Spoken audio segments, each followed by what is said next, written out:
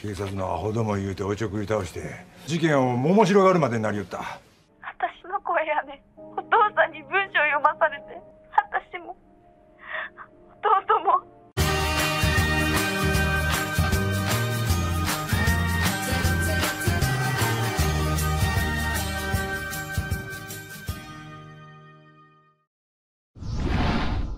Film bercerita tentang sebuah insiden terkenal yang sempat menghebohkan Jepang pada tahun 1984.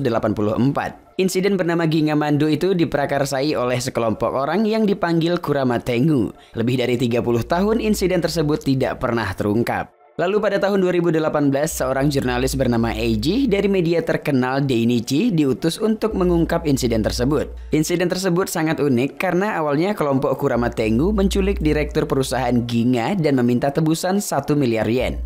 Namun karena direktur Ginga melarikan diri, kelompok tersebut mengganti modusnya dengan mengancam akan memasukkan racun sianida ke dalam makanan yang diproduksi oleh perusahaan. Tidak hanya perusahaan Ginga, mereka juga menargetkan perusahaan makanan Mando Seika. Salah seorang pelaku diketahui memiliki mata seperti rubah. Sebelum kasus Gingamando, kasus yang sama pernah menimpa seorang direktur perusahaan asing. Kemungkinan kelompok Kurama Tengu meniru kasus tersebut. Eiji diutus ke London untuk mempelajari kasus tersebut dari seorang detektif. Detektif tersebut mengatakan bahwasannya dulu seorang pria Cina terlihat sangat antusias mempelajari kasus tersebut. Detektif itu mengetahui bahwa pria Cina mempunyai pacar seorang jurnalis bernama Shopee. Lalu Eiji menemui jurnalis yang dikatakan. Eiji menduga pria Cina tersebut adalah salah seorang pelaku. Namun si jurnalis Shopee berkata ia tidak pernah berhubungan dengan pria Cina. Hampir di waktu yang bersamaan, sebelumnya seorang pria bernama Toshiya menemukan tap rekaman dan buku catatan tua milik almarhum ayahnya. Tab tersebut berisi rekaman suara Toshiya saat masih kecil. Toshiya menyadari bahwa rekaman suaranya digunakan oleh kelompok Kurama Tengu untuk mengarahkan perusahaan memberikan uang tebusan. Toshiya menduga ayahnya merupakan salah satu anggota Kurama Tengu. Sebenarnya Eiji tidak berminat menyelidiki kasus tersebut karena insiden itu sudah lama terjadi. Akan tetapi ketua timnya tetap meyakinkan untuk mengungkap kasus tersebut karena insiden Gingamando adalah kasus drama kejahatan pertama di Jepang dan belum terungkap sampai sekarang. Gingamando. Di tempat lain, Toshiya menunjukkan buku catatan ayahnya kepada Pak Kozunobu yang dulu dekat dengan keluarganya. Catatan berbahasa Inggris itu tentang kasus penculikan direktur perusahaan asing. Pak Kozunobu berkata buku itu bukan milik ayah Toshiya, melainkan milik paman Toshiya yang bernama Tasuo. Setelah Tasuo bergabung dengan kelompok radikal, polisi terus mencarinya. Selama ini, Toshiya diberitahu bahwa pamannya tersebut meninggal dunia.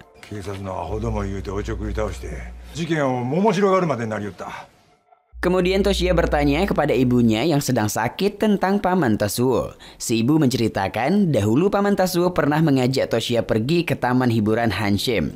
Kembali ke Eiji, ketua tim pernah mendengar sebuah rumor bahwa sebenarnya kelompok Kurama Tengu tidak mengincar uang tebusan. Diperkirakan mereka mendapatkan uang dari memanipulasi saham perusahaan. Setelah bertanya kepada ahli sekuritas, Eiji menyadari bahwa ancaman yang dikeluarkan kelompok Kurama Tengu sebenarnya untuk menurunkan harga saham perusahaan. Setelah harga saham turun, mereka membelinya dengan harga yang murah dan selanjutnya menjual dengan harga yang jauh lebih tinggi. Si ahli sekuritas berkata ia pernah mendiskusikan hal ini dengan seorang pria cerdas yang memiliki ciri-ciri rambut dicukur di pelipis.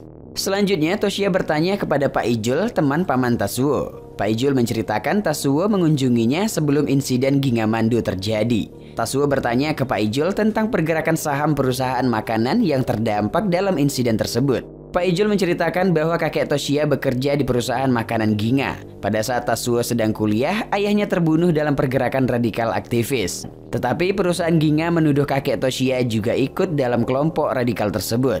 Tasuo pun menjadi marah, ia membenci perusahaan dan masyarakat. Lalu Tasuo bergabung dengan kelompok radikal yang mempunyai pemikiran yang sama dengannya. Pak Ijul terakhir kali bertemu Tasuo di sebuah rumah makan Shino. Lalu Toshiya bertanya kepada koki di rumah makan Shino. Setelah Toshiya menjelaskan semuanya, sambil ketakutan si koki berkata bahwasannya dulu kelompok Kurama Tengu selalu berkumpul di lantai 2 rumah makan. Si koki mengenali salah satu anggota Kurama Tengu yang bernama Ikushima.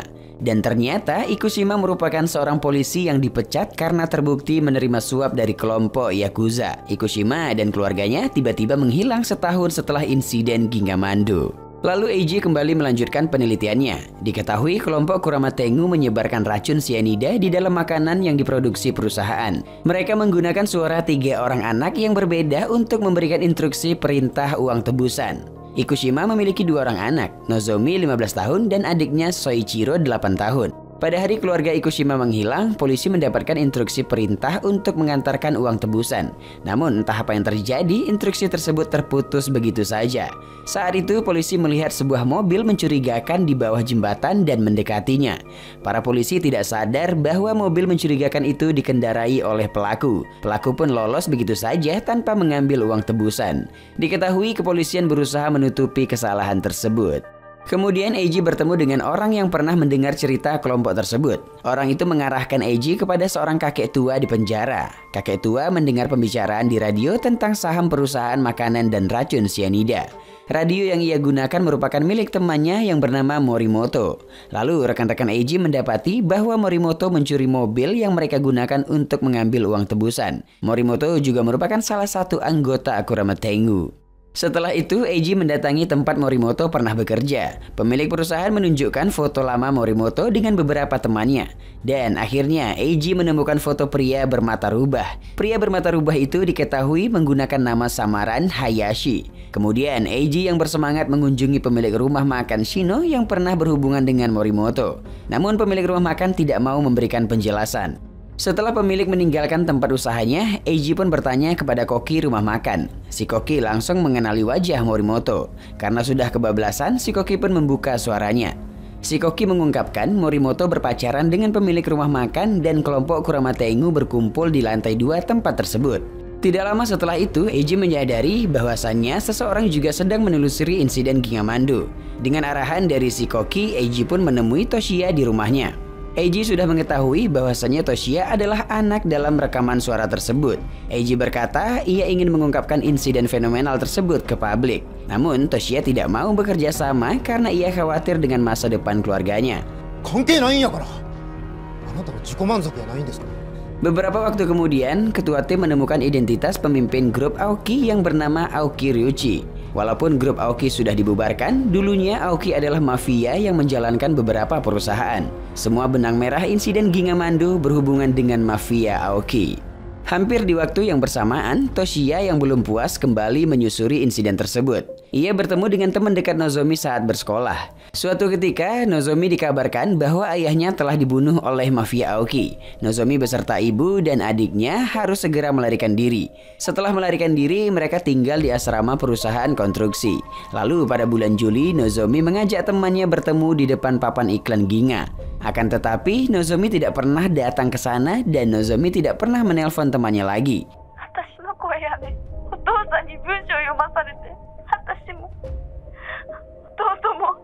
Setelah pulang ke rumah, Toshiya menceritakan semuanya kepada istrinya. Awalnya si istri menduga Toshiya berselingkuh. Namun Toshiya menjelaskan bahwa ia sedang mencari tahu keterlibatan pamannya Tatsuo dalam insiden Gingamandu. Setelah menjelaskan kepada istrinya, Toshiya akhirnya mau bekerja sama dengan Eiji. Toshiya menjelaskan kedua anak di dalam rekam suara tersebut adalah Nozomi dan Soichiro, anak dari Ikushima, anggota Kurama Tengu. Namun yang menjadi perhatian, kenapa Aoki membunuh temannya sendiri? Eiji menduga telah terjadi perselisihan internal di dalam kelompok tersebut. Kemungkinan Nozomi, ibu dan adiknya Soichiro diculik oleh mafia Aoki. Cerita berlanjut, Eiji dan Toshiya mencari informasi di lokasi bekas kantor mafia Aoki. Di tempat lain, ketua tim menemukan di mana kelompok tersebut memperoleh racun sianida. Lalu Eiji menemukan seorang pemilik toko yang mengenal Soichiro. Ia berkata Soichiro dekat dengan pria bernama Sumura yang dicari oleh mafia Aoki karena membakar kantornya.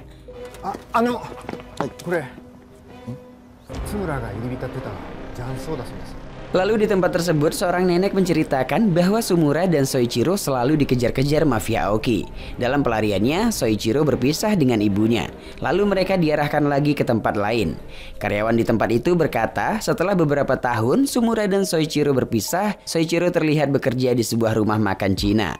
Malam harinya, Eiji dan Toshiya sampai di rumah makan Cina tersebut. Sepertinya pemilik restoran berusaha menutupi keberadaan Soichiro.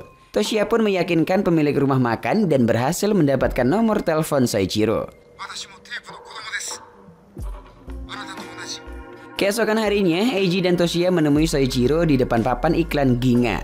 Soichiro bercerita setelah ayahnya dibunuh, mafia Aoki memaksa keluarganya tinggal bersama mereka agar keluarga Soichiro menutup mulut terhadap insiden Ginga Mando. Karena rekaman suara itu, Nozomi merasa hidupnya hancur berantakan. Nozomi hendak melarikan diri, namun pria bermata rubah tiba-tiba datang menangkapnya. Pria bermata rubah mendorong Nozomi ke jalan raya hingga Nozomi mati ditabrak mobil. Itulah mengapa Nozomi tidak bisa menemui temannya di depan papan iklan Ginga. Setelah kematian Nozomi, Soichiro dipaksa bekerja di perusahaan industri mafia Aoki. Ibunya juga dipaksa bekerja menjadi pelayan bar. Soichiro dan ibunya sangat menderita. Lalu Sumura mengajak Soichiro membalas dendam dengan membakar kantor mafia Aoki. Karena peristiwa itulah Soichiro harus meninggalkan ibunya dan terus menghindar dari mafia Aoki. Setelah kebakaran itu, Soichiro hidup bersama Sumura. Namun 10 tahun kemudian, seorang anggota mafia Aoki menemukan keberadaan Soichiro. Selama 3 tahun terakhir, Soichiro terus berpindah-pindah dan dalam ketakutan. Eiji pun berkata, Soichiro tidak perlu khawatir lagi karena 5 tahun yang lalu grup Aoki sudah dibubarkan. Kasus pembakaran itu juga tidak akan ditangani oleh polisi. Toshiya merasakan kepedihan hidup Soichiro. Hidup Soichiro menjadi sengsara karena insiden Ginga Mando. Setelah menemukan Soichiro, Eiji mengajak Toshiya menemui salah seorang pelaku yang berada di London. Di London, Eiji kembali menemui jurnalis Shopee. Ternyata pria Cina yang dikatakan detektif di London adalah pria Jepang yaitu Tatsuo. Sekarang Tatsuo masih hidup dan menetap di Inggris. It's a fossil. Selanjutnya, Eiji mendatangi sebuah toko di kota itu. Diketahui Tatsuo adalah pemilik toko buku tersebut. Eiji berkata Toshiya yang mengutusnya untuk menemui paman Tatsuo. Sementara itu, Toshiya tidak bisa pergi ke London karena setelah beberapa lama ibunya pulang ke rumah, ibu Toshiya pulang ke rumah hanya untuk mengambil tap rekaman yang disembunyikan. Terungkaplah yang merekam suara Toshiya bukan paman Tatsuo, melainkan ibunya sendiri. Karena kedoknya telah terbongkar, Tatsuo bersedia menceritakan insiden itu kepada Eiji. Pada tahun 1983, Tatsuo yang sedang berada di London mendengar kasus penculikan direktur perusahaan asing. Tatsuo pun menyelidiki kasus itu dengan harapan dapat menirunya. Tetapi ia sadar untuk mendapatkan uang tebusan itu sangat mustahil. Ia pun mengganti modusnya dengan memainkan harga saham. Lalu Tatsuo dan Ikushima mengumpulkan beberapa orang di Jepang. Kemudian Tatsuo berkata pada awalnya semua berjalan lancar, tetapi uang yang mereka hasilkan tidak seperti yang diharapkan karena mereka harus mengembalikan uang pinjaman. Marimoto dan Aoki mendapatkan bagiannya dari uang tebusan, berbeda dengan anggota lainnya. Lalu anggota lainnya memutuskan untuk mengikuti rencana Aoki. Karena membutuhkan uang, Ikushima meminta sebagian uang tebusan kepada Aoki. Namun yang terjadi, Ikushima malah dibunuh oleh mafia Aoki. Kemudian Tatsuo membantu keluarga Ikushima melarikan diri. Lalu Tatsuo membalaskan kematian Ikushima kepada Aoki dengan memutuskan instruksi uang tebusan. Eiji berkata demi uang Tatsuo telah menyengsarakan banyak orang. Tatsuo pun menjawab ia menjalankan itu semua bukan demi mendapatkan uang, melainkan untuk melanjutkan perjuangan.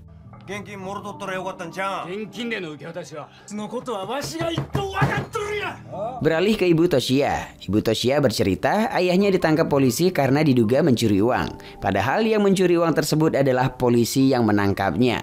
Karena tuduhan itu ayahnya dipecat dari perusahaan, menjadi putus asa dan akhirnya bunuh diri. Karena tidak suka dengan polisi dan pemerintah, maka saat SMA Ibu Toshiya ikut dalam grup radikal. Paman Tatsuo juga bergabung dalam grup tersebut. Setelah grup itu bubar, Ibu Toshiya menikah dengan ayah Toshiya. Setelah Toshiya lahir, Paman Tatsuo datang ke rumah mereka. Ibu Toshiya tidak ingin suami dan anaknya tahu tentang perjuangannya di masa lalu.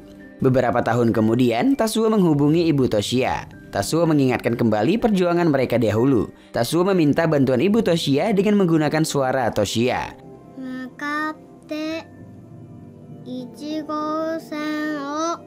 Toshiya pun bertanya kenapa ibunya mengikuti Paman Tatsuo. Padahal Tatsuo menyebarkan ancaman dan racun sianida ke masyarakat. Ibu Toshiya melakukan itu karena ia selalu merasakan kemarahan kepada polisi dan masyarakat.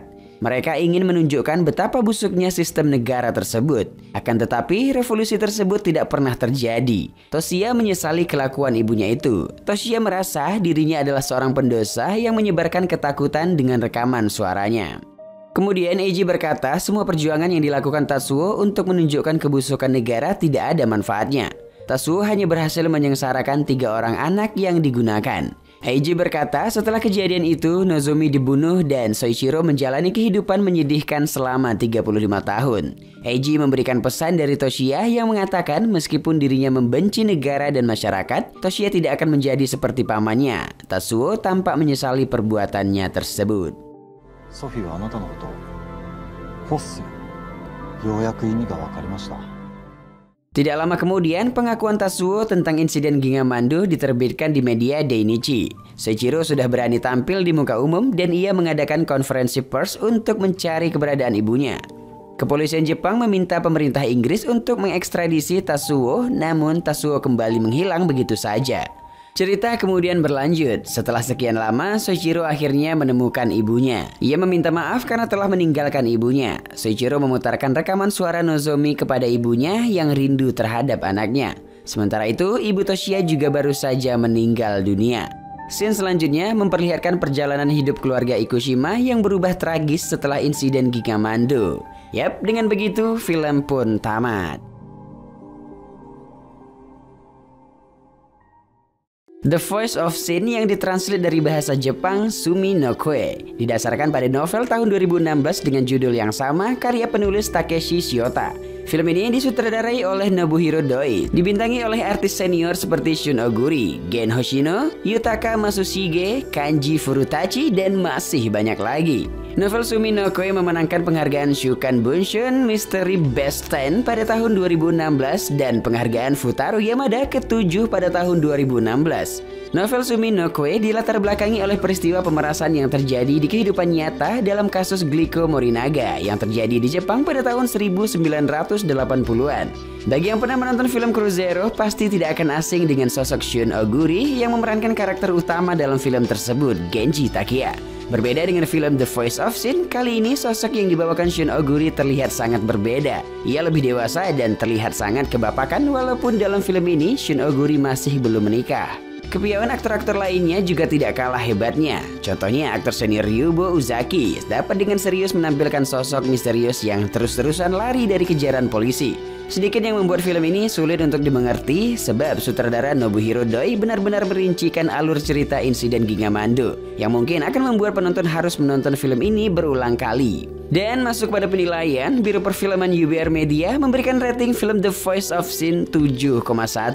Like dan share ke teman-teman tersayangmu agar mereka juga ikutan nonton film keren ini. Dan jangan lupa subscribe channel UBR Enthusiast. Arigatou gozaimasu. Bye-bye.